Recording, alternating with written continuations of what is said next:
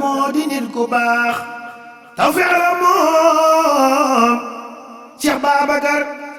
tawfeex la moom Cheikh Babacar ku bëgg a xam ñëwati Touba tawfeex sante kon nga xam tawfeex wadi xaadawul il romarin épice la dañ koy def infusion day mën a ànd ak lu bëri day mën a ànd ak ataaya moom rek mën ko naan noonu anti stress la day dindi stress baax na aussi si tension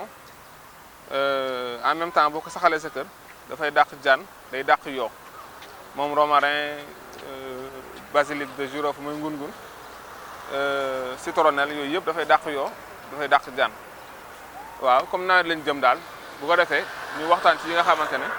dina dimbali doomu aadama bi musal ko ci yi indi yi loraate lu mel ni jaan ak ay yook yooyu waaw ay plantes yi yëpp fexe leen am ko seen kër yi bu dee fi ngeen nekk baralu boo leen mën a jëmbat ay fleur fexe leen am ko li ñu naan xuddi ko balaa ngaa lakkale kon mu ngi noonu boo gisee ñu def effort ñëw di présenter yi nga xam ne dañ koy waajalee nawet dafa am solo moo tax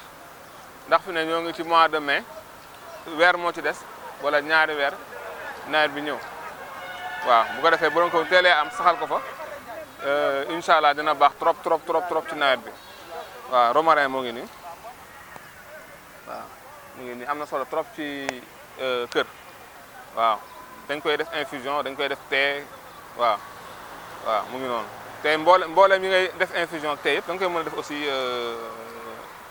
ay roof ak yooyu da nga ko mën a roofee jën wala ginaar wala waaw mu ngi noonu kon mu ngi noonu ñu ñuy présenté waaw. moo di nit ku baax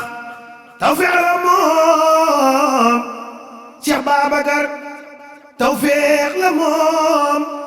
Cheikh Babacar ku bëgg a xam ñëwati Touba tawfeex sante kon nga xam tawfeex wadi